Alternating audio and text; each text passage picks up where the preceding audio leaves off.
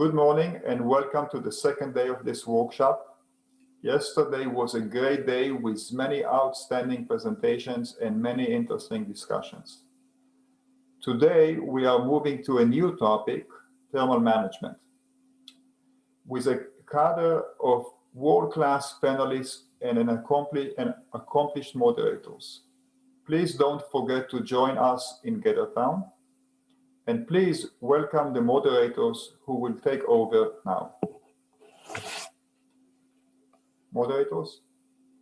Hello all, and welcome to our thermal management panel.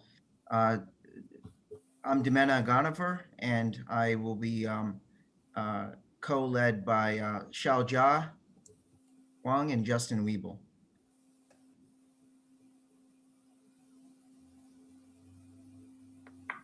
So today we just wanted to briefly go over our agenda. From 11 a.m. to 12:30 p.m., we will host a thermal management panel. Each panelist will have 10 to 12 minutes with an overview of their talk. And during their talks, participants can submit questions via Zoom, and panelists are more than welcome to respond via chat. There will be a brief Q&A from Zoom chat at the end of the session, if time permits. Finally, we'll introduce the grand challenges in thermal management. And these grand challenges were from the input of each of the panelists.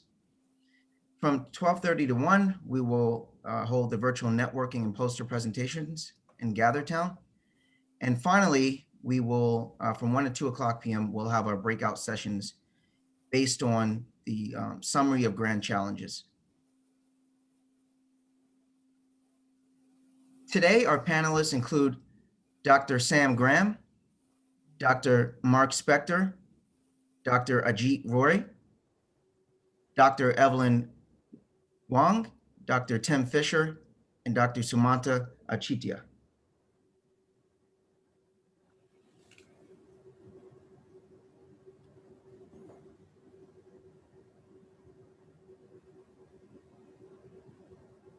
So our first speaker is Dr. Sam Graham. Dr. Sam Graham is the chair of the Woodruff School of Mechanical Engineering at Georgia Tech. He leads the Electronics Manufacturing and Reliability Lab, which is focused on the electrical and thermal characterization, packaging, and reliability of electronics. He also holds a joint appointment with the National Renewable Energy Lab and is a visiting professor at Nagoya University in Japan, where he works on power electronics and energy technologies.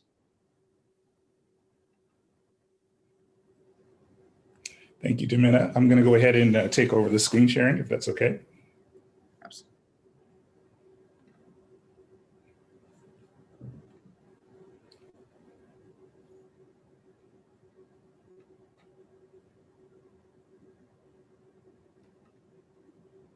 Okay, hopefully you can see the slides now, and thank you very much for the opportunity to come and talk about challenges that I see in the development of electronics, and specifically from a thermal perspective. And so just as a primer, was going to give a brief overview of the things that I'm working on, and this leads up into the challenges that I'm going to present later on.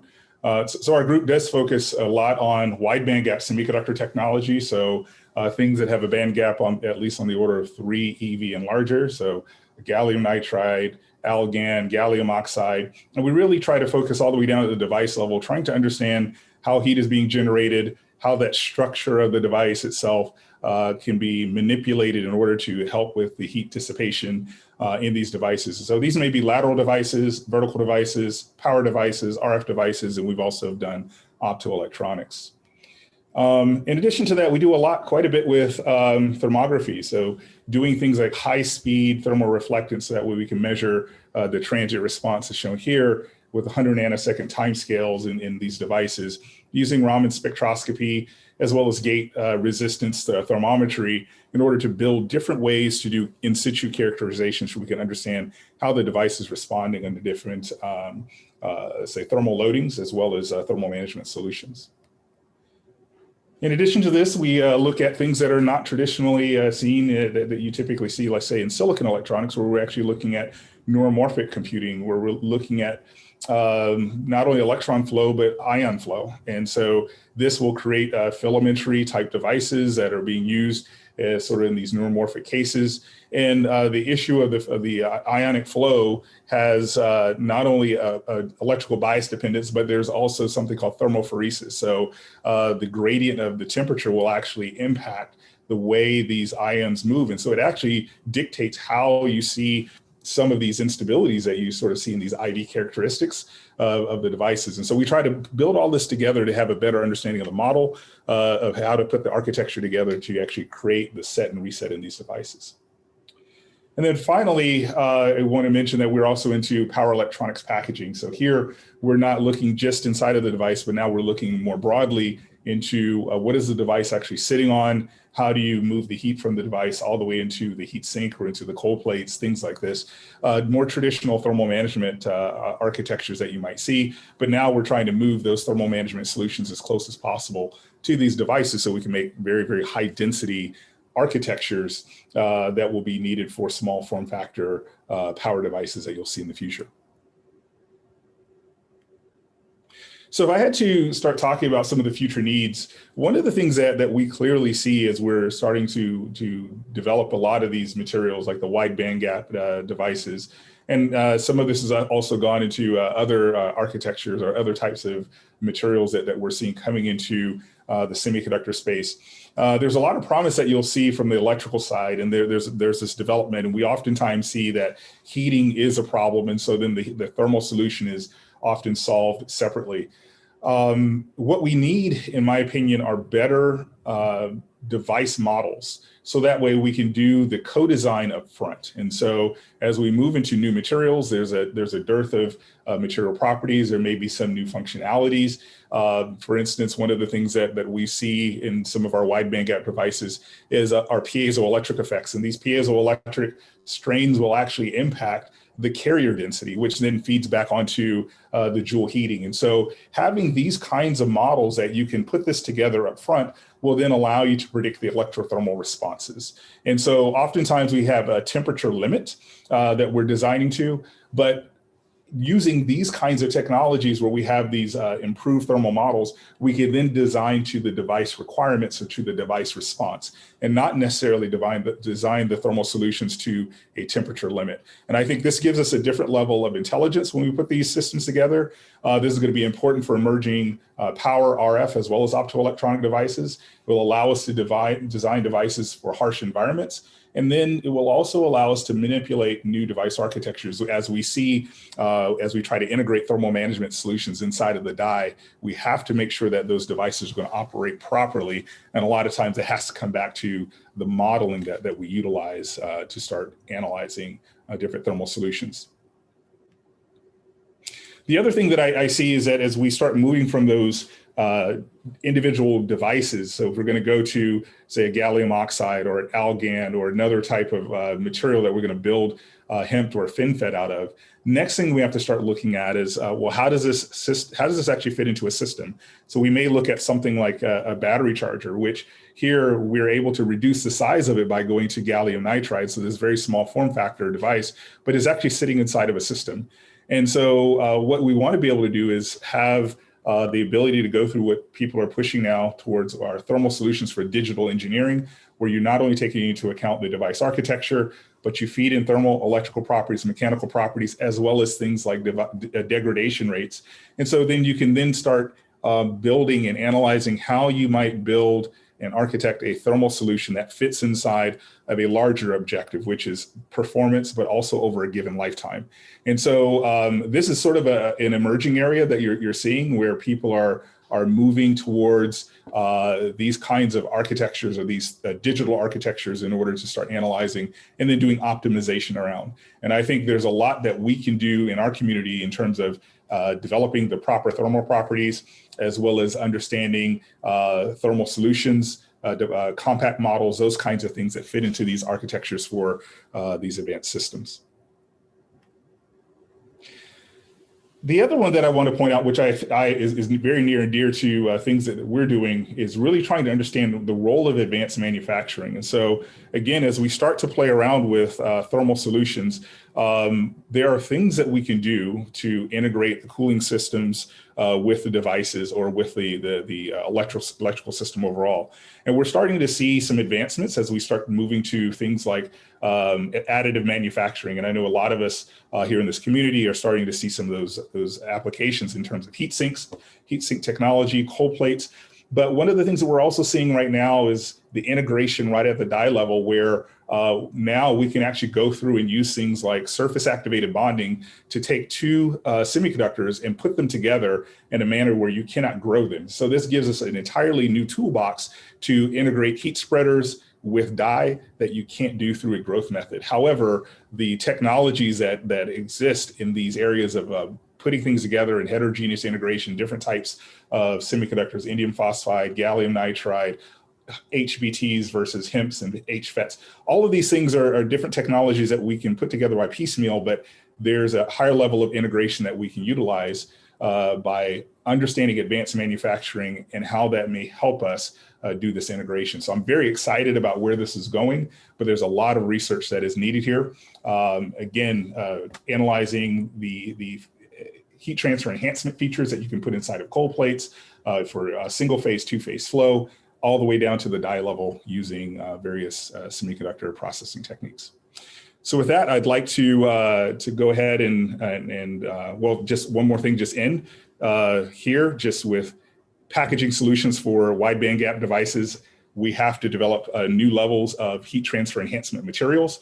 And this especially looking at dielectrics, especially as we start looking at materials like algan, gallium oxide that have very, very challenging thermal conductivities, but promising properties as we start looking at both power and RF devices. Where do we find these materials and how do we integrate them in? That partly goes back to the advanced manufacturing. Double-sided cooling architectures, dielectric materials, new thermal interfaces, and bonding techniques will be one method, will be a number of methodologies that we'll use to bring these devices to existence. So with that, I'd like to go ahead and end, and I'm open to any questions that you may have now or wait until we have another Q&A session for the panel. Thanks, Sam. So our next speaker is Dr. Mark Spector. Mark is a program officer in the Advanced Naval Platforms Division at the Office of Naval Research, where he manages programs in thermal science, metamaterials, and energy conversion. In addition, he sits on the steering committee of the Department of Defense, Energy and Power Community of Interest, and the NATO Applied Vehicle Technology Power and Propulsion Systems Technical Committee. Previously, he worked as a research physicist at the Center for Biomolecular Science and Engineering at the Naval Research Laboratory. He received his PhD in physics from MIT and his AB in physics and applied mathematics from University of California, Berkeley.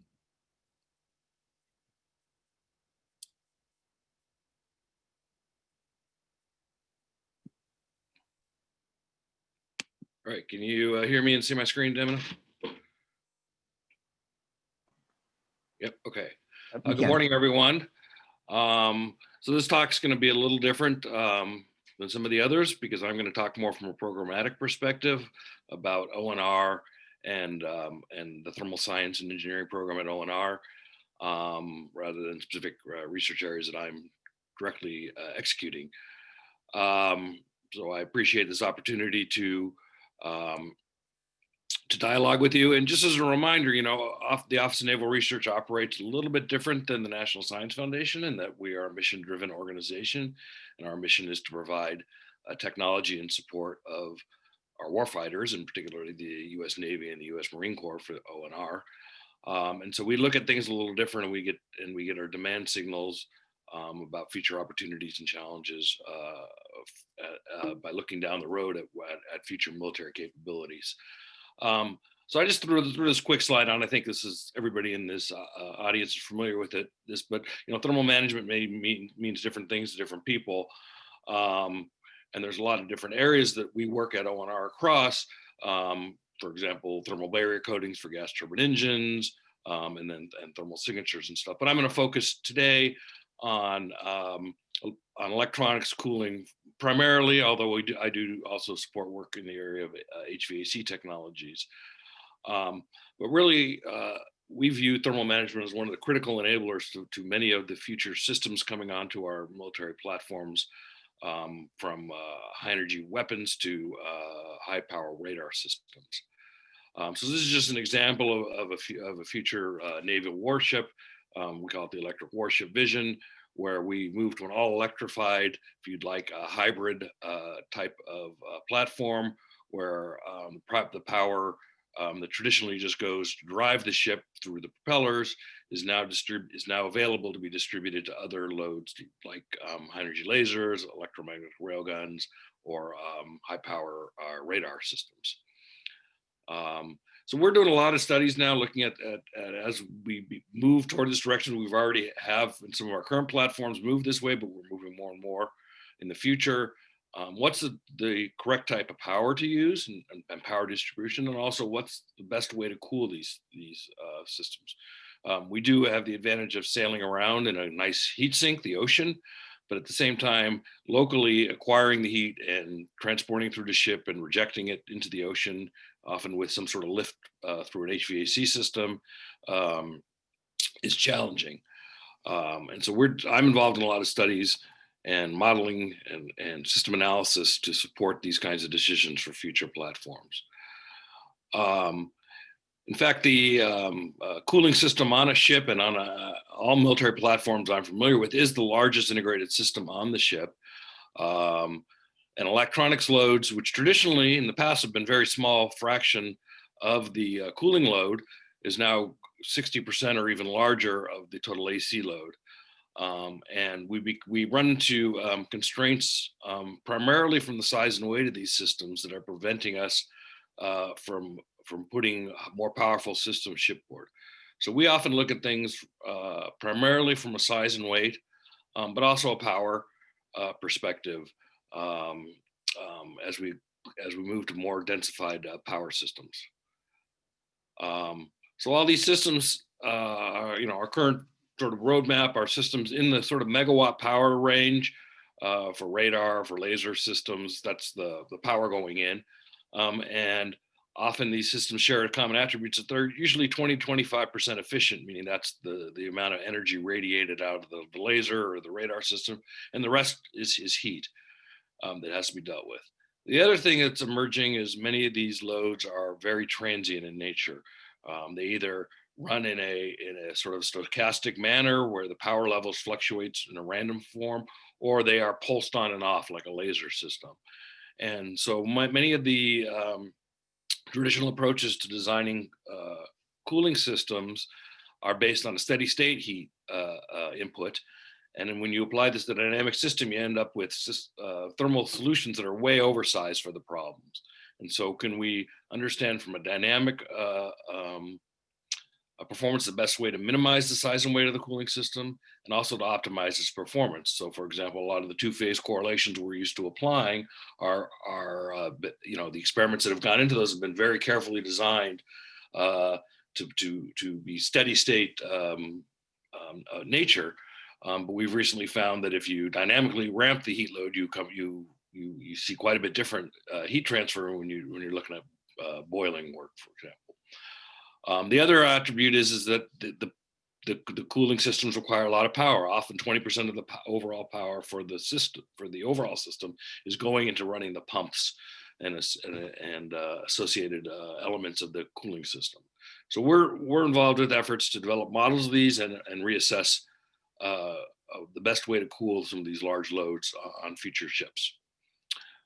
So one effort in particular that I'd like to just discuss for a minute is a program that I'm currently managing called the TEAPPS program, which is looking at the best way to optimize thermal solutions for size weight with a focus on looking at laser weapon systems. A lot of this work is involved developing system modeling tools that are dynamic in nature and then have been validated against hardware, and then looking at different technologies that could impact this. So this is an integrated program between the government, industry, and academia. I will say this is not a funding opportunity right now because this program is more than 3/4 of the way done. We're slated to end in June 21. This is a 4-year program funded by the Pentagon. But because of COVID, we're probably going to run a little bit longer. But you know, it's not a current funding opportunity, but it just gives you an example of the directions we're looking. So one of the main things we're looking at, obviously, is the focus of some of the discussion I think we'll be having in this session is two-phase cooling. So evaporative cooling, primarily of refrigerants, because it's at the appropriate saturation temperature for electronic systems, as well as materials compatibility. And we found, you know, you can get much higher system efficiency in terms of power, at least a factor of 6. We've seen up to a factor of about 20 due to the lower flow rates and pressure drops associated with these systems. But they're also it can be quite a bit smaller and lighter. And obviously we're familiar with the better heat transfer performance than sort of single phase microchannels. We also have some material flexibility issues because of the dielectric fluid. And isothermality for many of these systems is important. So you got to figure out ways to plumb these things so that you get uniform temperatures over large, you know, many thousands of cold plates. And this is sort of how some of our problems differ from that in traditional, let's say, computer cooling applications. So we view two-phase cooling as a fundamental enabler, but there does remain a number of challenges. And I'm not going to go through these in the interest of time, but these are some of the challenges we're looking at. And really to fully utilize two-phase cooling, you really need to push to very high quality. Exit qualities, 0.6, 0.7, even 0.8 would be desirable to really see the true benefits of two-phase systems. Whereas most electronics cooling systems designed today that do use some sort of two-phase cooling operate at much lower exit qualities, like 0.2. And so how do you do this, but also maintain the reliability and not risk dry out? You know, so a lot of the things we're looking at is surface treatments, materials, and things like that. Also, while there's been a lot of work done on evaporators, condensing there's also remain a problem, and often quite a bit larger than the system. So, you know, can you extend a lot of these ideas? And then the other big challenge is proper flow distribution of the refrigerant through again multiple cold plates, where you don't run into either maldistribution or flow instabilities, and then being able to model those, and in fact looking at active control strategies to help mitigate some of the flow instability, some of these pressure oscillations you see. The other area is thermal energy storage, where you can either locally or globally mitigate some of the transient effects I've described, and I'll slide on that a little bit later. And then the systems modeling tools. So these are what I think is a lot of the challenges in two-phase cooling that I'm glad to discuss in more detail during the discussion period. Oops, going forward. Why am I stuck? Okay. Just briefly, I'll wrap up, just mention a couple of the initiatives we're doing in this area. We're working with a small business called PCK, develop a system modeling approach for the dynamic of these dynamic problems. They've got this great system that they've developed, started with an Air Force program. We've built onto it that runs under MATLAB's Simulink environment. And it's turned out to be a great modeling tool for looking at some of these dynamic problems of multi-evaporators in both pump loop systems and vapor compression systems. I'm going to very briefly, in the interest of time, jump through the next couple slides because the previous presentation by Dr. Graham covered a lot of this. This is a slide I really like that I borrowed from my Army colleagues, looking at you know, the traditional design approach of these power electronics systems that Dr. Graham spoke about, where you start with the electrical design and then you package it into a mechanical device, and thermal often is the last thing you look at.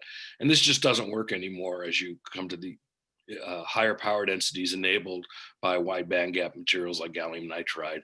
And you need to break this paradigm and come up with the co-design tools to properly optimize these systems. One such tool was developed by the Army Research Lab is this ParaPower tool. That for those, I won't go into details, for those who aren't familiar, there's been a number of presentations at recent conferences by these folks on this material, and it is publicly available off of GitHub and runs under MATLAB Simulink. for doing dynamic analysis of these kinds of packaging technologies. And I would encourage anyone, I'd be glad to connect you with the folks at the Army Research Lab. I think one or two might be on the line today. And then the other area, and again, this is primarily Sam Graham's work, so I won't go into it because he spoke earlier. But this is in the area of the thermal stack up in these wide bandgap devices. As we move, for example, in the power electronics, where we're looking at vertical devices as opposed to lateral HEMPs for RF, where the thermal stack up is really important because that's the primary way the heat flows. And looking at all the interfaces and trying to minimize all the thermal interface resistances along this path. And Sam's leading a 5-year MURI, which is about a year and a half into it, trying to understand from a theoretical point of view all these interfaces and then trying to come up with ways to optimize it. And then the last thing I'll mention in detail is, again, getting back to these phase change materials. As these become important both for local mitigation, but also for global, we call it thermal magazine, but concepts where you could locally or globally store some of the heat in these dynamic loads and then dissipate it over a long term to the eventually reject it to the ocean. But these materials, now it's like a battery. You have to look at both the power density and the energy density, because traditional applications for phase change material for building applications have very slow discharge and charge rates. Here we're talking about faster discharge and charge rates. So the low thermal conductivity of things like paraffin becomes a problem. And so you need to really globally address the problem in both in the heat exchanger design as well as the materials. Looking at materials with higher thermal conductivity. So we're particularly interested in some of these salt hydrate materials developed by Patrick Schamberger at Texas A&M. And they're working with Raytheon on delivering a heat exchanger to demo these. And actually that's supposed to be delivered next week to the Air Force. But there's other issues. You have to take into account all the materials compatibility issues, as well as the dynamic charge discharge cycle in some of these materials, super cool. So you need to go to lower temperatures to recharge it. So these are concepts we're looking at, and also moving, modeling and the control. If you had a lot of these in a big system, what's the optimal way to control those? So these are areas we're interested in. Last slide, and I'll just leave this up and bring it back up for the discussion. Is sort of where my program areas are focused, sort of past, current, where we're doing, but I just really want to push the future. I already mentioned pushing the limits of two-phase cooling to higher vapor qualities, the need for validated system level modeling and optimization. Rotating machineries is a potential area of interest. I know there's a new RPE program by Dr. Ohadi in this area, so we're following that. We have a MURI, which is about to be announced on tunable thermal materials, so that's an area. And then the last point I want to really emphasize is Sam brought this up earlier, but additive manufacturing and the role of additive manufacturing thermal technologies. I think we're just brushing the surface here, looking at heat sink designs. I think there's a number of areas you could imagine additive manufacturing playing a role, more efficient pumps, valves, other thermal fluid components. And I think as materials, particularly the metal material processing capabilities improve, these are areas that are going to become important in the future.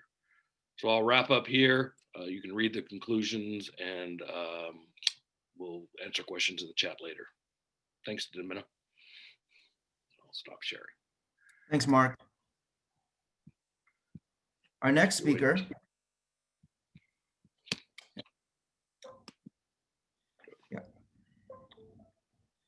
So our next speaker is Dr. Ajit Roy. And Dr. Roy is a group leader at the Materials and Manufacturing Directorate at AFRL with many years of experience in materials innovation and development in structural, thermal, and electronic materials. He is an expert on multi-scale computation for materials development and technology commercialization. He has widely recognized technical expertise through numerous publications. And he's a fellow of AFRL, AIAA, ASME, and several more. And serves on many committees such as journal editor boards, national and international review panels, among others. Without further ado, Dr. Roy.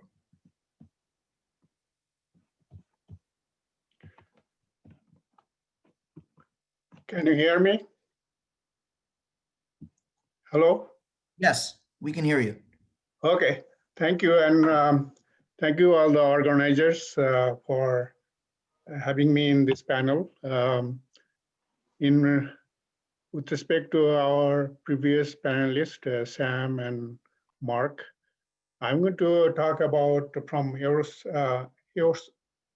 Force perspective on the issues or our interest in terms of thermal as well as other functionality in materials. The Air Force's primary interest in reduced mass means you want to achieve as much as you can functionality in per unit mass usage. And that's why in additional thermal, you also need to pay attention to other functionality. So our driving force is that to achieve that reduced mass and reduced form factor, material hybridization is the key driver. And in addition to thermal, you have other functionality. I'm going to illustrate that in a few examples. And Dr. Roy, can you please, can you share your screen? We're not seeing it. I don't know if you're meaning to just talk. Oh, okay. What's happening?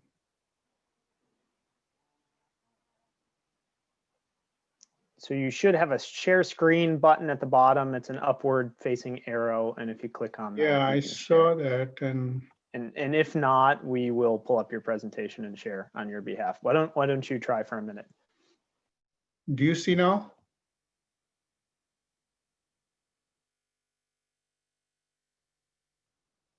Huh. No, we're not seeing it. I can get it pulled up if you're now we're getting it. Mm-hmm. Can you see it now? Yes, we can. Thank you. Okay. Sorry about that.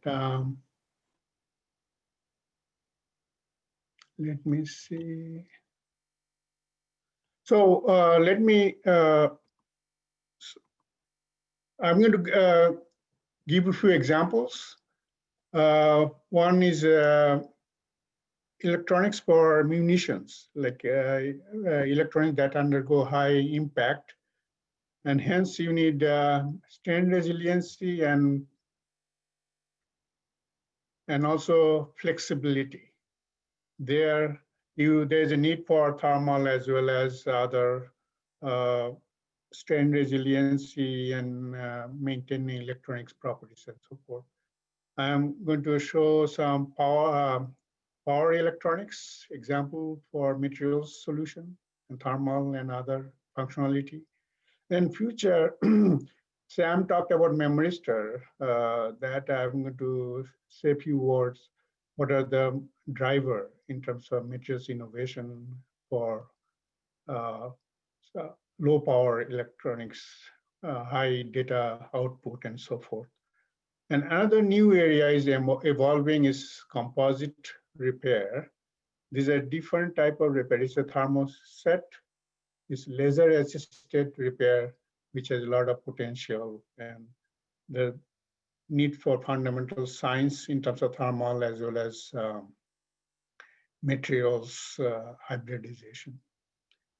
So this is electronics for high power, and issue is the packaging. They fail prematurely. Our goal is to keep the electronics alive as long as you can, even after impact.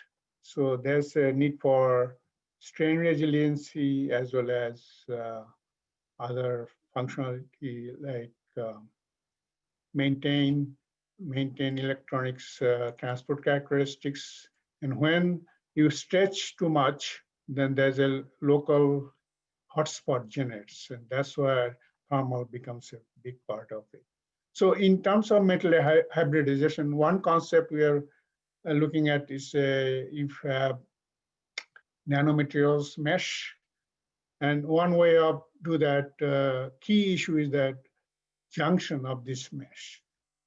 one practical solution is the metallization, but there's a material selectivity. So for carbon nanotube, we have, in case of thermal properties, density of state quite broad, whereas in buckyball or fluorine, because of rigidity, they don't exhibit low frequency, whereas metallization, there's some low frequency, and overlap of these frequencies give you the material solution of interface thermal transport.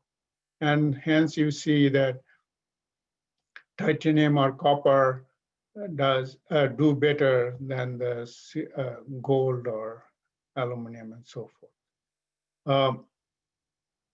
So you can extract or use the similar concept for electronics, electrical properties as well.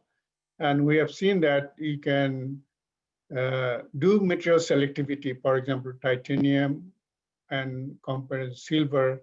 Titanium works better for electronic interface transport. So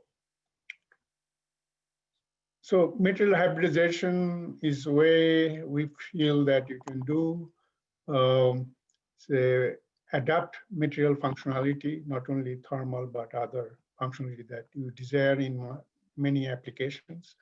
And taking it to smaller scale, that gives you opportunity of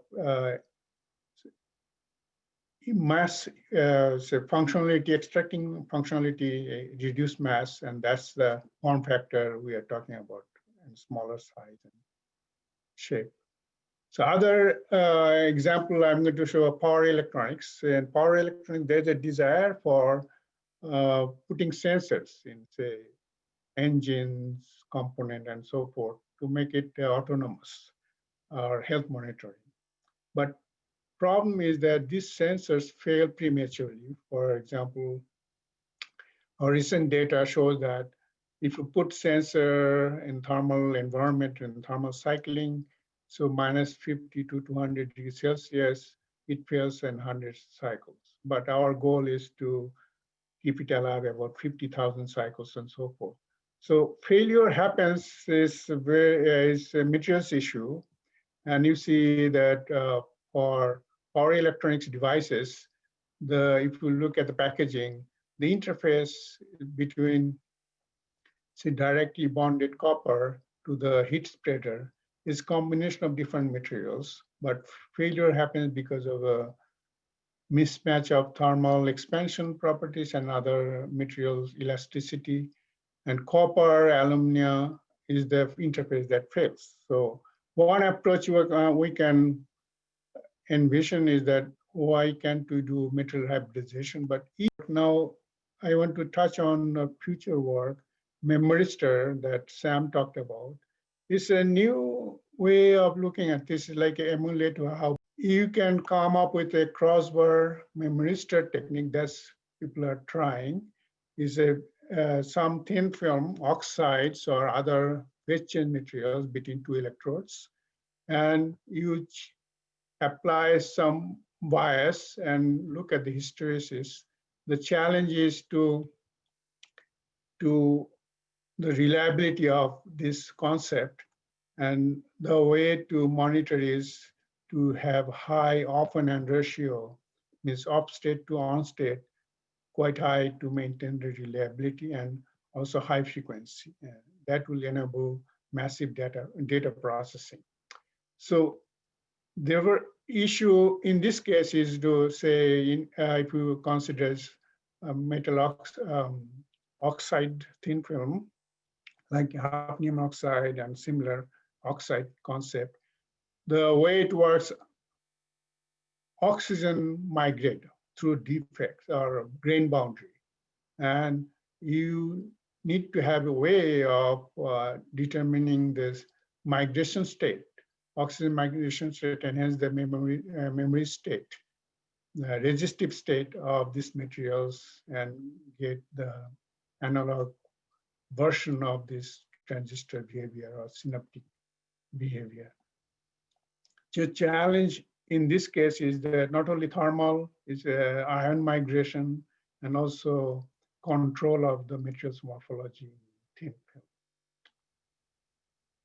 So Then the last topic I want to touch on is the thermal management issue in case of thermoset polymer repair.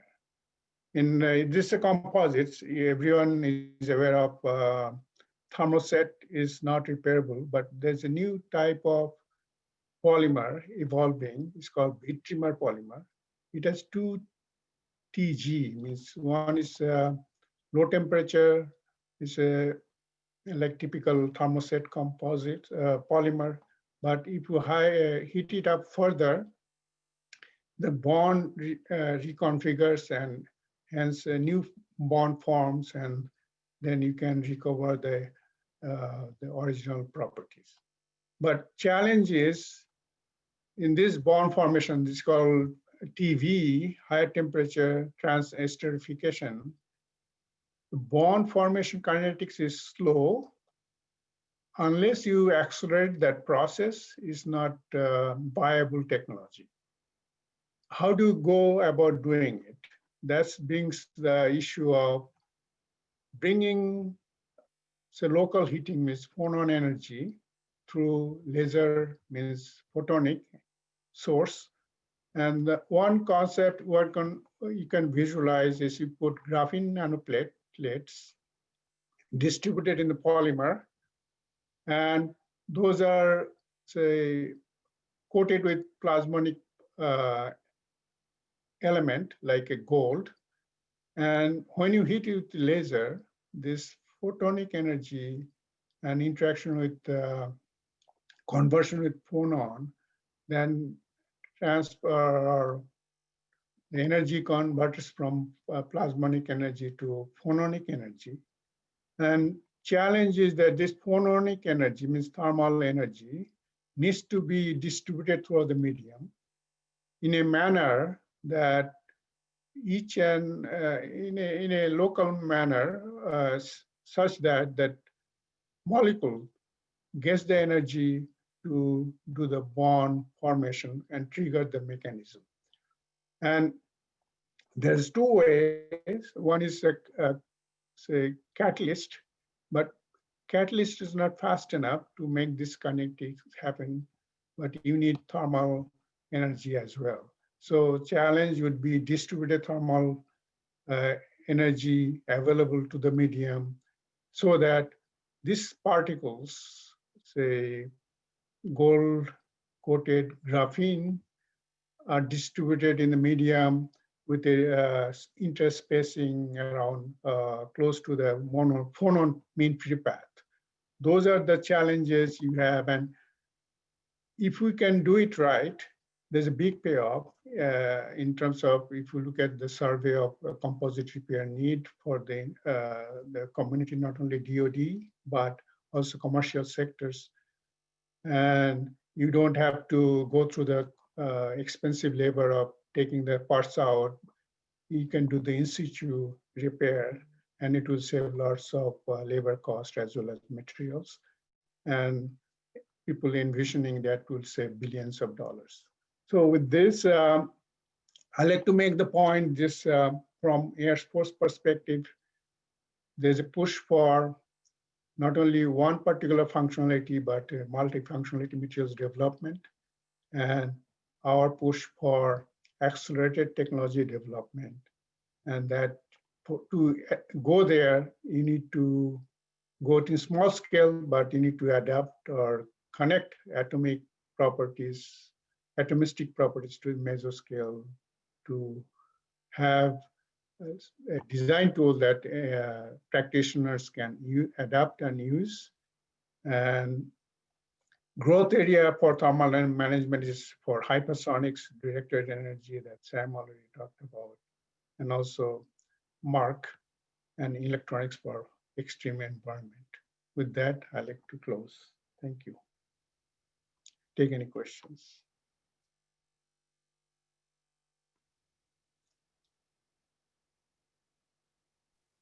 Great, thank you so much. So our next speaker is Dr. Evelyn Wang. She is the Gail E. Kendall Professor and department head in the mechanical engineering department at MIT. Her research interests include fundamental studies of micro nanoscale heat and mass transfer and the development of efficient thermal management, solar thermal energy conversion, and water harvesting systems. Her work has been honored with several awards. I'll just name a few, including the DARPA Young Faculty Award, the Air Force Office of Scientific Research and Young Investigator Award, the Office of Naval Research Young Investigator Award, the ASME Burgos Rosenau Young Investigator Award, and several more. And she's also an ASME Fellow. Without further ado, Dr. Wang.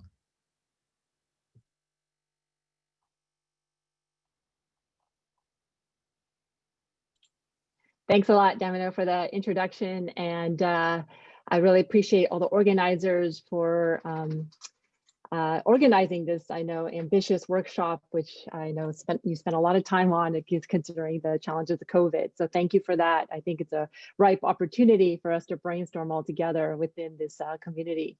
And of course, I'm also very grateful. It's really great to hear Mark and Ajit speak. I think we've been grateful, as well as having Ying support from NSF, ONR, Air Force, DARPA, RPE, especially the late Avi Bar-Cohen, also to help us think about kind of advanced thermal management, and particularly related to liquid vapor phase change technologies. And so I thought I'd share with you my perspective specifically in this space, which is some areas of research that we've been doing, as well as community at large in working in this space. This is really nicely highlighted already from various speakers on this panel. And when we think about kind of thermal management of electronics for various defense and commercial applications, there are specific needs, in particular thinking about really ultra high fluxes as heat fluxes, as well as the need for low temperature rise. And so this is where I think thermal management using liquid vapor phase change becomes such an opportunity, but also a challenge, because of the fact that, you know, with liquid vapor phase change, you can take advantage of the really great latent heat of vaporization, often with fluids such as water. However, we know, if you've heard already, that dielectrics are often desired. So there are some challenges and opportunities, and think about how we actually tailor these phase change solutions. I wanted to show you this mapping of where we are. I try to capture some of the more recent studies in terms of thinking about kind of the metrics we really care about, which is the heat flux and the heat transfer coefficient. Where we'd like to be is up here, right? Further pushing the limits over a kilowatt per centimeter squared. And you can see that from the research studies from our various groups, that we are getting closer to this area, this regime by which we can really achieve the kinds of performance we want. Of course, there are still challenges, which I'll try to highlight in some of these slides. So as various panelists already mentioned, that in fact, two-phase microchannels have been of significant interest because of the opportunities to have a pretty simple kind of architecture that allows us to achieve these really high heat dissipation rates with really high efficiency. However, the flow and stabilities during the phase change process has really dominated the challenges in the community for the past few decades, which lends itself to challenges with dry out and reliability. And so you can see from back in 2006, actually, Yoav Pelez's group has introduced these kind of flow restrictors to help us now increase the pressure to prevent some backflow to help us mitigate some of these instabilities. And in more recent years, you can see that there's been interest with the advent of nano-engineered surfaces to now introduce examples such as nanowires on the bottom of these microchannels, such that you can reduce the temperature and the pressure drop fluctuations through these approaches to ultimately enhance performance. And certainly there has been progress, and we also have been working in this area, working towards trying to better understand the role of surface structures and microchannels, thanks to support from Mark Spector many years ago, to incorporate these kind of microstructures to sustain a thin film of liquid on the bottom where the heat is coming from to dissipate the electronics, for example, and utilize the sidewalls to actually promote the nucleation. So actually decoupling the nucleation process from actually heated surface. And in this way, because we can sustain a thin film via capillarity, because we're relying on the structures on the surface, that in fact, you can now get much more stability of the liquid film, and also allow us to enhance kind of the heat transfer performance as you see from these graphs.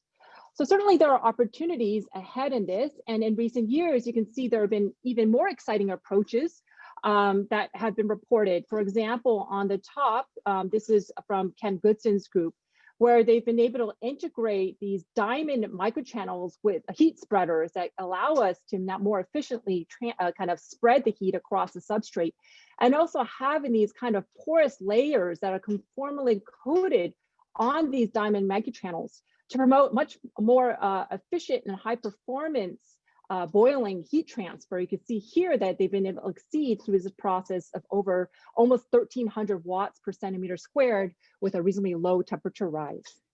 And even more recently, this was work done by Joel Plowski and Yoav Pelez's group, where they've introduced these piranha pin fin structures by which you can have two chambers, one which has a high pressure subcooled flow boiling substrate in the primary chamber with a low pressure, high quality mixture in the booster substrate, to even exceed kind of this 1,000 watts per centimeter squared heat flux dissipation with a low temperature rise with fluids such as HFE 7000. The idea of having this kind of dual chamber design is to get also enhanced stability and high quality flows, as Mark highlighted earlier, as a kind of desire to get really the high performance that we need.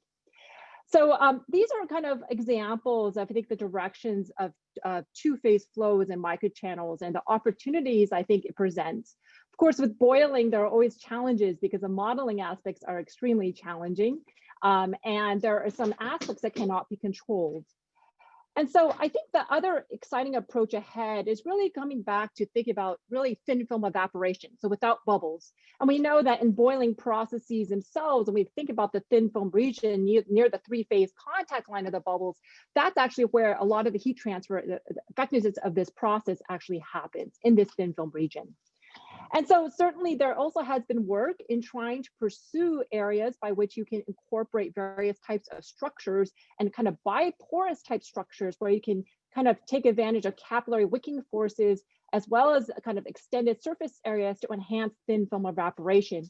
I share with you just some examples of the types of structures that have been pursued in the last decade or so by which you can actually introduce all sorts of different types of designs. And on the right side, then I also highlight some interesting fundamental aspects which have been pursued, and I'll share a little bit more about my thoughts here, by which trying to really get to the limit of what is the fundamental limit of evaporation and how do we get there. And so when we think about kind of this kind of evaporation process, we can think about typically we have in air, say we have diffusion limited evaporation, by which the interfacial flux is driven by this vapor concentration gradient between this interface and the far field. So in fact, your resistance based on diffusion is what dominates this overall transport in this system. Now, when we think about if you can remove air, so you have a pure kind of vapor environment where you remove the non-condensables here, such as that in a vapor chamber, for example, that now, in fact, you're eliminating this diffusional resistance that I just mentioned here, and it can enhance performance because now the fundamental interfacial transport limit in these systems is in fact dictated by the kinetics across this non-equilibrium gas layer known as a Knudsen layer, which inevitably forms near the evaporating surface. And so this is what we've been interested in studying. And I think if we can really approach this kinetically limited evaporation regime, which is where we can fundamentally really push it to get us to the highest performance possible. And so more recently, what we have done in our group is in fact working towards really experimentally probing this, which has been non-trivial using a nanoporous membrane.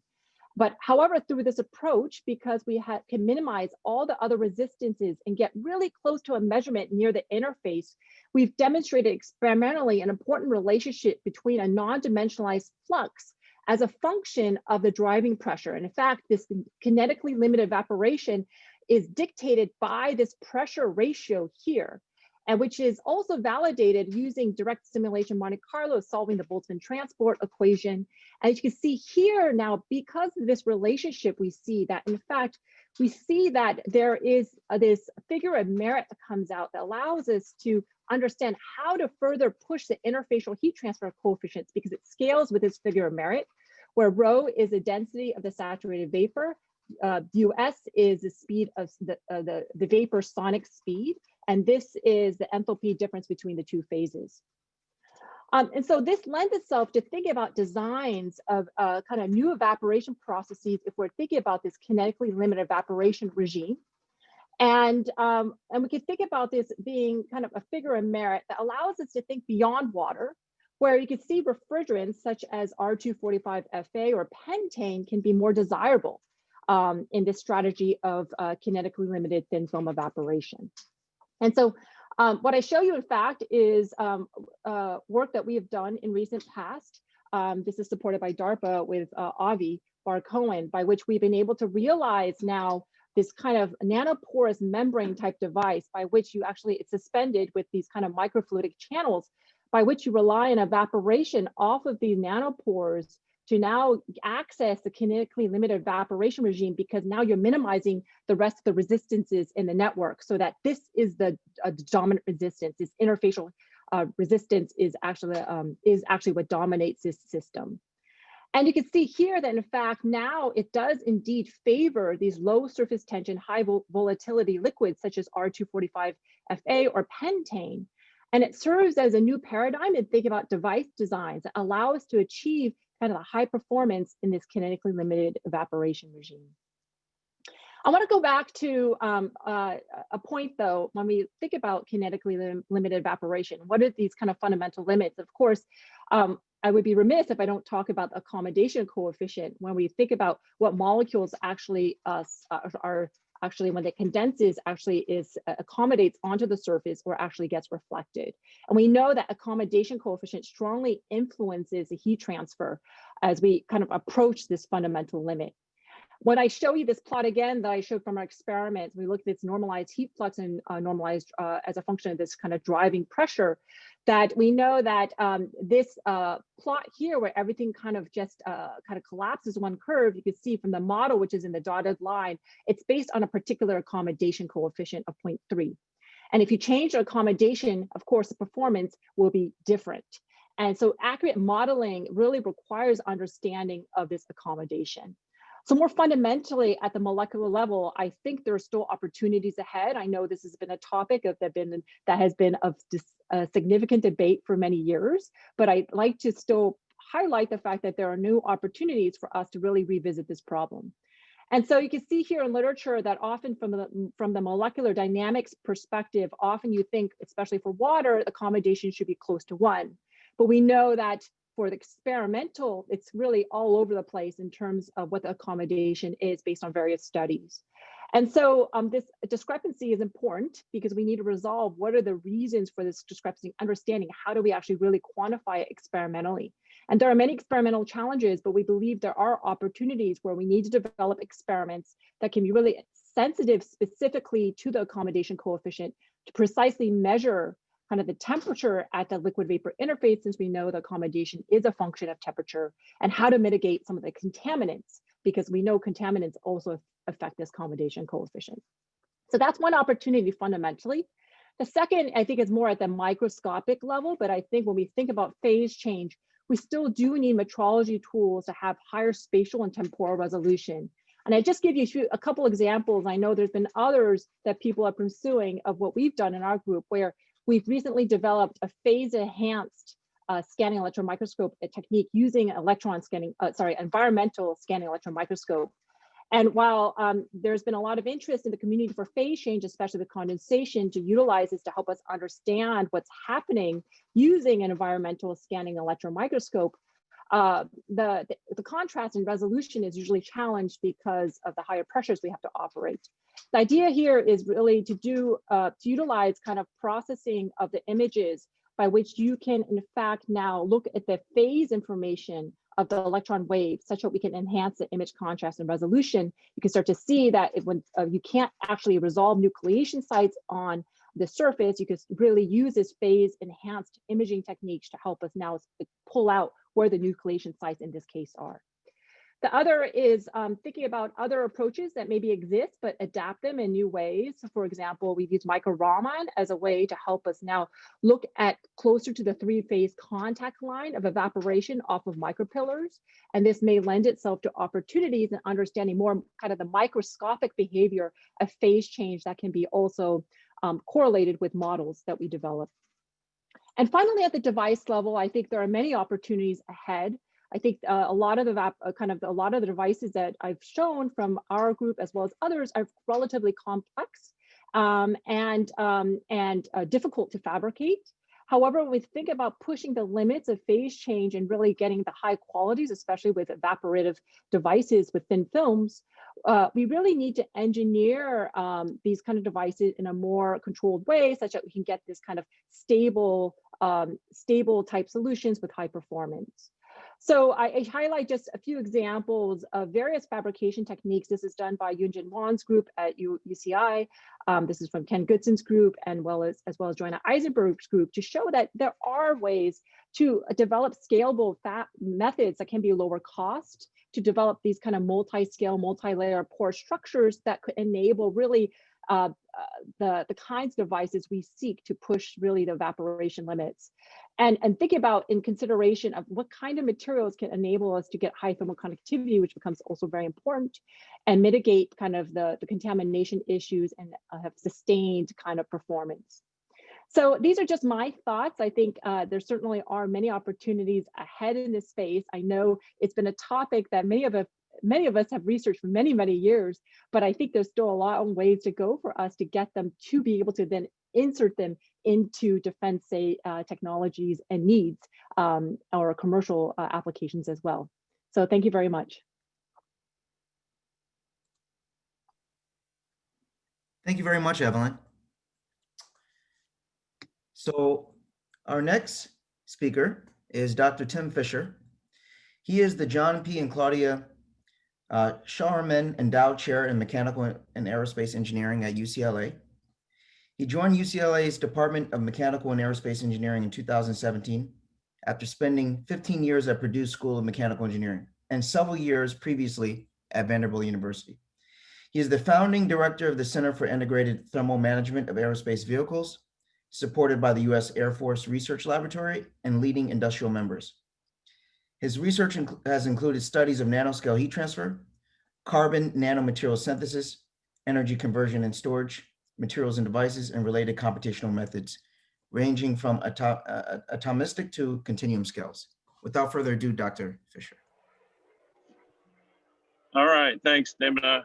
I assume you all can hear me. You don't have to say yes. Just if you can't hear me, let me know. Want to express appreciation to the organizers and to the audience for dealing with the pandemic in an effective way, or at least as effectively as possible. It's nice to see everybody, lots of old friends out there. I'm going to go through this pretty quickly. I don't have too many slides because I want to hear Sumant talk for one.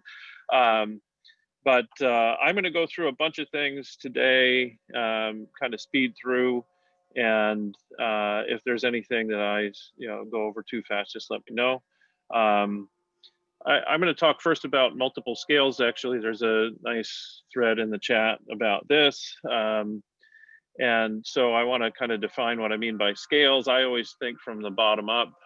So I'll start down there. And let's see, yeah. So thinking about things from the atomistic level, how do we understand the interactions with thermal and actually with multiple carriers there? There's still a lot of questions to be answered. I'll go through a couple of things about that today. But then as we move up, there's sort of integration of nanoscale objects that usually perform some function that rarely is thermal, by the way.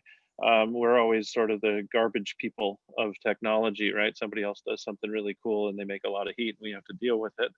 And then there are multiple kind of subscales inside of nanoscale, in my view. Composition, composites, how do we optimize that? Lots of good questions, but most of those are sort of niche types of questions and not sort of grand. I think we do need to, if we do find some clever things that work at the nanoscale, I think one of the big challenges is to actually make the materials. How do we synthesize them in a more economical way? There's a lot of important work to do there. And then at this mesoscale, and that's also part of the thread here, you know, how do we pull these things together, not just for a particular problem, but how do we do it in a way that's generalizable? I think that, you know, there's just sort of a potpourri of different ways of doing it and not a lot of commonality in them. And so they usually are only effective in solving specific problems, again, at the niche. And then lastly, but certainly not least, is the system scale, which, you know, there's just a lot of different ways of handling the system scale for thermal transport, and there's not, you know, sort of a universal way. The electrical engineers have done a much better job than we have as mechanical engineers at this part of the problem. And so, you know, I promised to make this short, so I'm going to actually start at the bottom and end at the top and do very little in between. I apologize for that, but certainly we'll have some time to talk about those in between things. And so I'll do what everyone else is doing, sort of give examples from our work mainly, but there's some other things in here. You know, this is one of the problems that you know, still persists, which is what happens to heat at an interface, especially an interface where there are multiple carriers involved. And so we started this problem, working on this problem, you know, at least 10 years ago, a little bit more. This is, you'll see in my slides a bunch of pictures of people because they contributed to the work. This is a really beautiful problem in quantum mechanics, in transport physics, and it took a lot of wonderful folks to help us understand, you know, just scratch the surface at this point. But kind of getting to the end, there's a lot that goes in between, but you know, what we really want to do is we want to actually solve a real problem. And so here we're looking at metal silicides in contact with silicon, right? So that's an important technological problem that you see here. This is just one example of it. Another example of this, and this is work out of AFRL from Nick Lavin and Andre Vovodin when he was there. One of the problems with interfaces is you have to really understand how clean they are in order to create a model for them, because just a little bit of oxidation, that's what this paper shows, makes a huge difference in the metric that you're interested in this case, interface conductance. And so how do you deal with something that's, you know, a small amount of contamination makes a huge difference in what you care about? And the only way to do that is with atomistic modeling, right? There's going to be no mesoscopic model that kind of says, oh, I'll just, you know, make this, or else it'll just be an engineering fudge factor, and you always have to do an experiment. And we're not supposed to say that anymore, right? We're supposed to do digital design and digital twins and all that business. So there's a lot more to learn here for sure. So what we looked at, again, I'm going to, you know, talk about the beginning and then the end and nothing in the middle, is a silicide silicon interface using density functional theory. For those of you who are DFT nerds, you know, some of the parameters are listed here and how we did this. And then this is the end of it. And so Joe Fieser from Delaware, he did the experiments. He actually made the materials too, because again, getting a really good high quality material was important. It's crucial for these kinds of problems. But the point of this graph, and I know that there's a lot that's embedded in here, is that only when you include elastic phonon processes, inelastic phonon processes, and electron phonon coupling in a quantum mechanical way do you actually fit the data. Now, and there's no fitting parameters in this, right? That's another thing. There's no sort of specularity coefficient or anything like that. And what we found was you have to have all of those factors included, right? That's critical. And you know, we were able to do that with this silicide silicon system, which has, you know, an important technological outlet too. It's not just sort of a lab, you know, idealization of a lab material. And so that's, you know, there's some progress there. We're going further and other people are too, in multi-carrier coupling. I really think that this is important. Again, you know, if you're a thermal engineer, my advisor, Ken Torrance, who passed away about 8 years ago, you know, he said, Tim, thermal engineers are always going to be sort of the bit player in technology, because people, you know, they care about primary functions that usually are not thermal. And that's true. So we better pay attention to other types of carriers and how they interact with thermal carriers. And in this case, this is just an example of a recent paper where there are some really interesting properties of bilayer graphene in terms of photoconductivity. This would be for something like a photodiode. But the models that they had were just not even close. They weren't even following the right trends. And so we did first principles calculations, again, atomistic. And now we're talking about 3 carriers. We've got photons, electrons, and phonons, and putting it all together. And I think Ajit was the one who mentioned, you know, plasmon interactions. I think that these are really fun and interesting and useful topics for the community to start caring about, at least at this scale.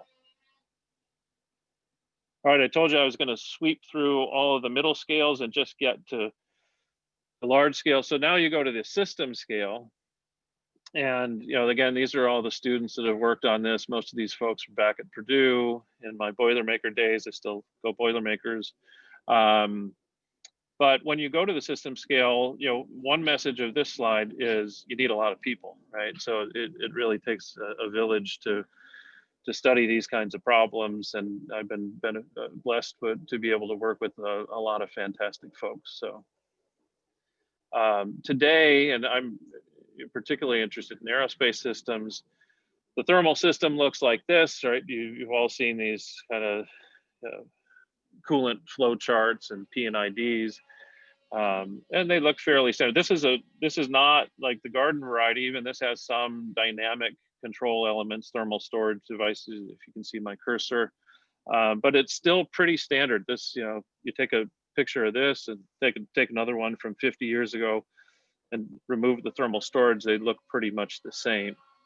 And so in the group that I work in with this SITMAV Center, we asked the question, you know, if we were to redesign this thing, you know, how would we do it? And do we always need to have a system diagram that looks like we had there? And so we really are asking the question on the left side, if I have some kind of dynamic heat loading, what would I do in terms of energy storage and rejection? Sorry that some of the fonts didn't come through. And in order to perform some, minimize some objective function, usually that's going to be a peak temperature or something like that, but as a function of time.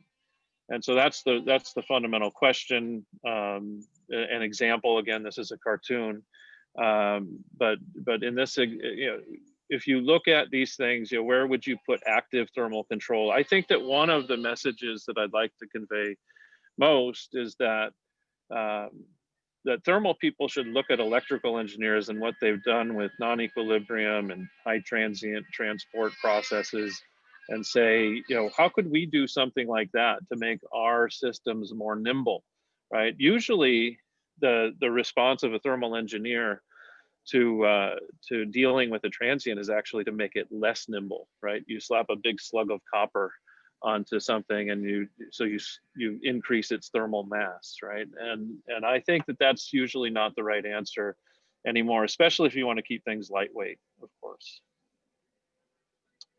Another way to think about this, and Mark mentioned something about this, what happens when we have a rapidly increasing heat flux, meaning that it has a significant second derivative in time, right? And this is a chart that we developed with Kirk Yerkes and some others at the Air Force Research Lab. There's really nothing in that sort of acceleration axis for thermal work, and even on the kind of the first order transients, where we tend to be really we think very linearly and such. What can we do that allows us to get into that third axis, and what technologies are going to work in applications that matter? So this is kind of what we do. You know, this is the thermal time constant, right? Everyone has seen this. You can solve this in an undergraduate textbook. You can represent your systems and components with the time constant and pull them all together. Mark talked about what PCKA is doing with that.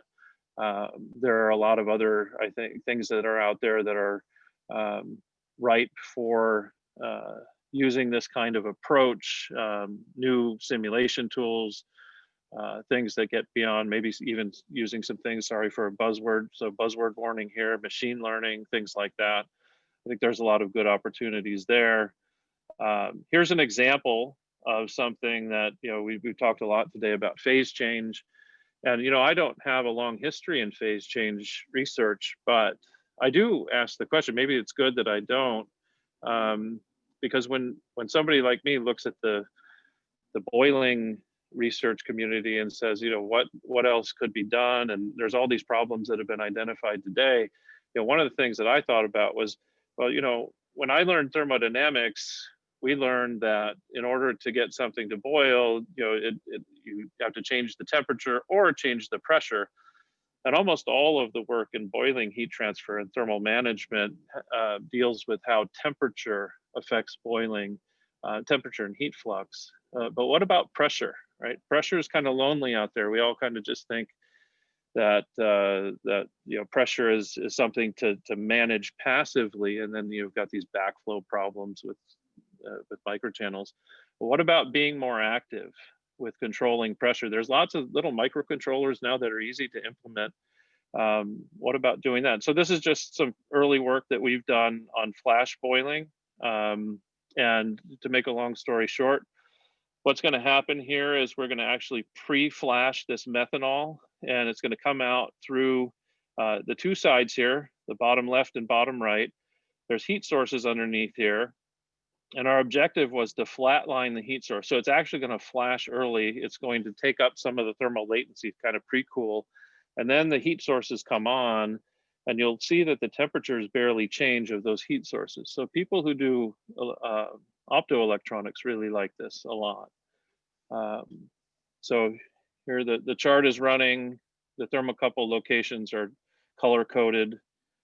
And you see that the coolant, you know, crashes down, then the heat comes on, but the temperatures of the devices barely change. There's one that drifts up here by about 1 degree later on. And of course, this is dynamic and also transient. It runs out of juice, right, eventually. But there are a number of applications that are very short-term heat spikes where this could be useful. And then there's, of course, the whole idea of recycling it and reconfiguring it. So I think that's an exciting thing to think about. You know, how do we use pressure to our advantage instead of dealing with it as a problem all the time in boiling? So that's it for my part of the talk. I'm going to stop. I'll let you read the slides. There's lots to learn about what we need to do. We can talk about that later today. I think that learning to deal with these scales and interfaces and maybe being a little bit more critical of gross approximations and how you go from one scale to the other.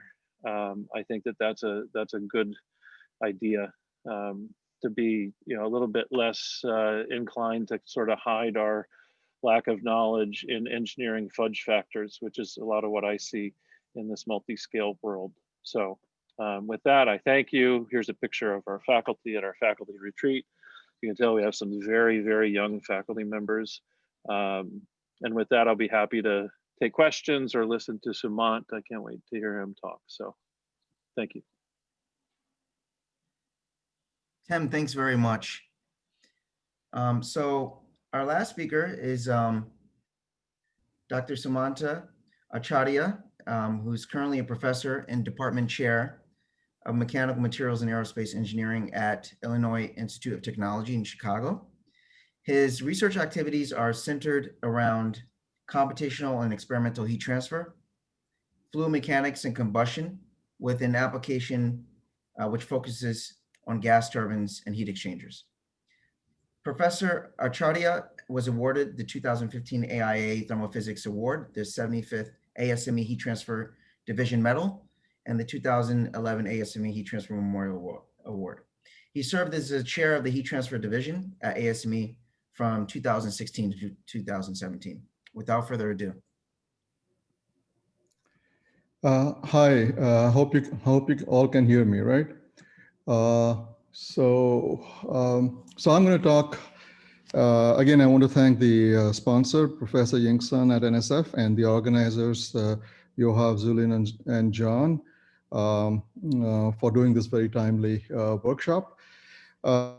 So my talk here is going to be more focused on transitional and turbulent heat transfer. And I'm going to use gas turbine heat transfer as the application that I'm going to focus my attention on, primarily because I have worked quite a bit on that area.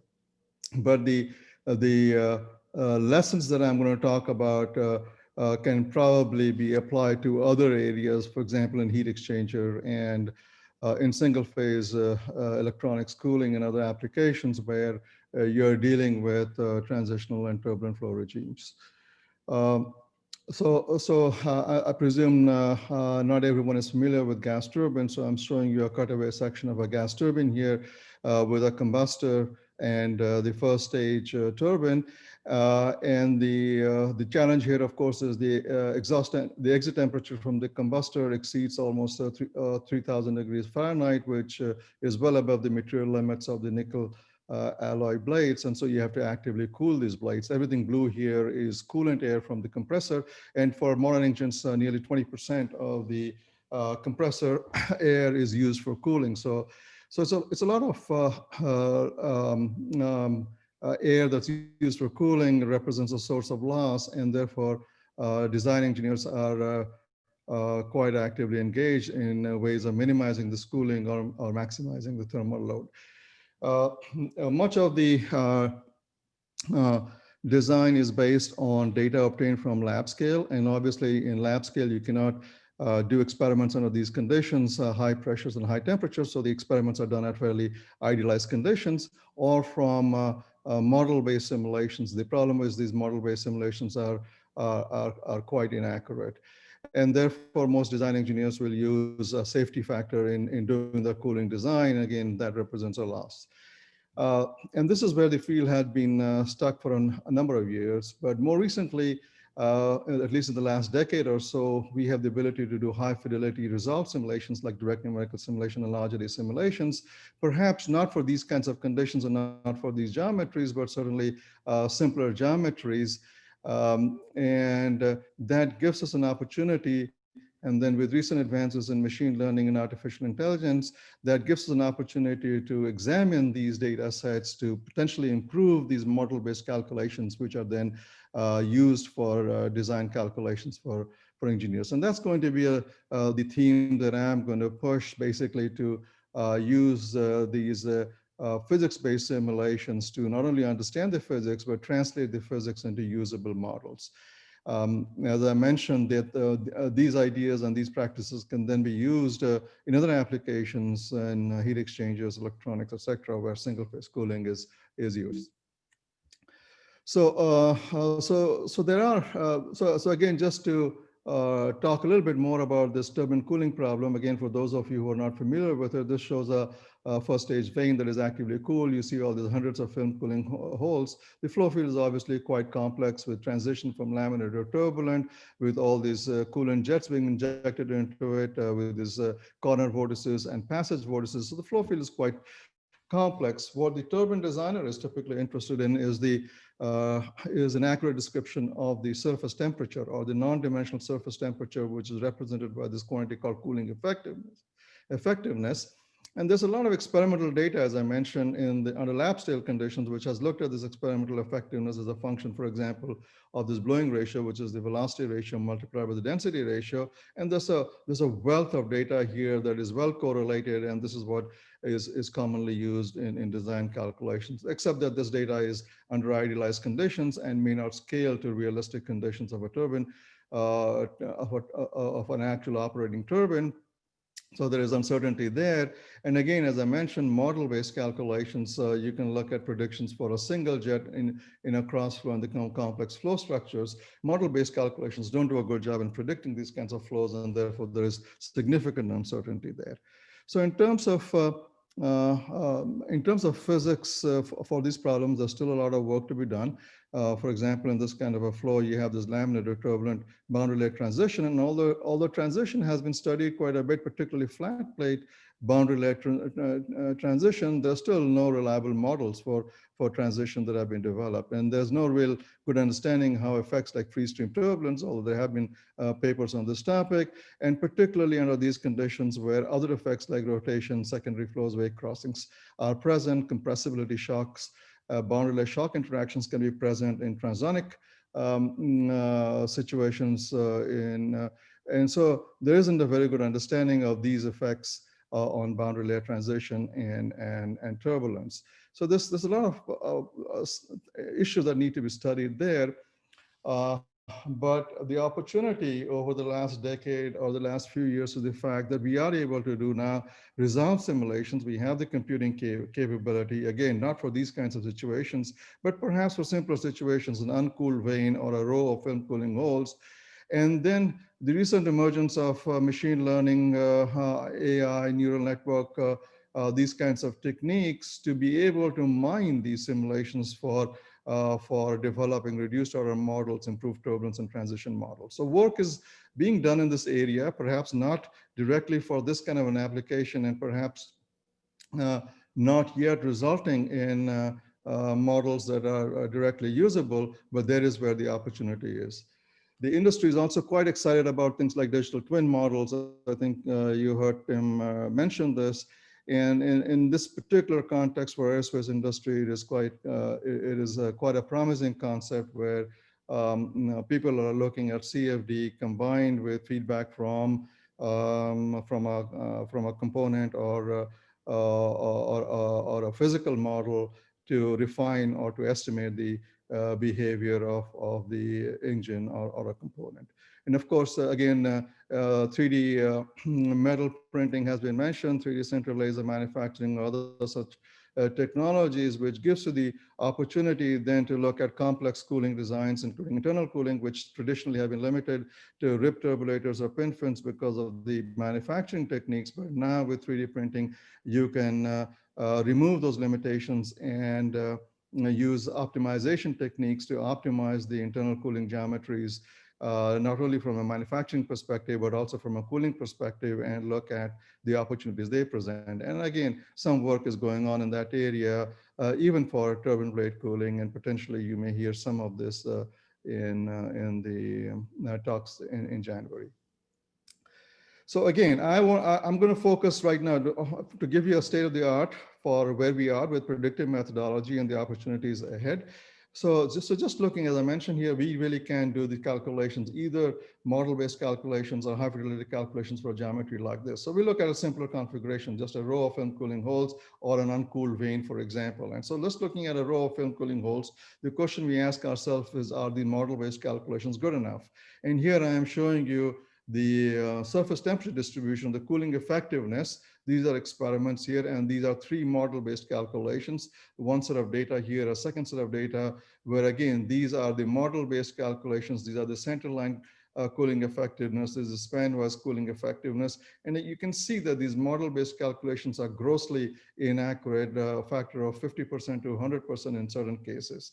These are some of the result calculations we have done using large eddy simulations, and you can see that these result calculations do agree much better with the data. So we can do these result calculations now. The problem, of course, is that the resolution requirements just for a single hole is of the order of maybe 2 to 8 million grid points, depending on the Reynolds number. And in an actual vane, you can have hundreds of these film cooling holes. You can have end balls and other issues that require additional grid resolution. So you can see that this can quickly scale up to hundreds of millions, but potentially a billion grid points. And therefore, these kinds of calculations routinely are quite impractical. So again, the issue is we need accurate models. These don't do. And again, they have remained, as I said, elusive. We have been stuck in this mode for many, many years, but recent machine learning approaches with some canonical calculations for resolved calculations offer some promise. So what about the uncooled vein here now? So again, there are no film cooling holes here because we can do. So I'm just looking at a single uncooled vein here. And these are some experiments coming out of the Texas A&M group. These are the measurements here. This is the leading edge. This is the suction surface here where you can see transition on the suction surface. And this is the pressure surface. And these are the predictions of some Reynolds average calculations. And you can see that we can predict the transition on the suction surface. The predictions are significantly off, 50% or 60%. At the leading edge, they're more than 100% off. And again, so this is what the current state of the art is. So we ask ourselves whether we can actually do resolve calculations for these kinds of uncooled veins. So these are some of the calculations we have done in recent years, looking at inlet flow turbulence and looking at different turbulence intensities here. And this, you're looking at the suction surface here, transition of the suction surface. You can see these turbulence spots transition to turbulence here. And if we look at the predictions compared to the experiments, you can see that for 3 different levels of turbulence, this is the heat transfer, again, leading edge, suction surface, pressure surface. You can see the transition for different turbulence intensities. And you can see now that we are able to predict the transition quite well and the heat transfer quite well.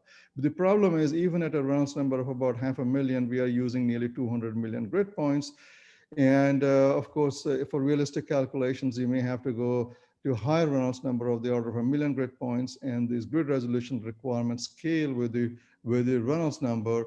And so quite quickly, you are talking about a significantly large number of grid points that may be impractical to do. So again,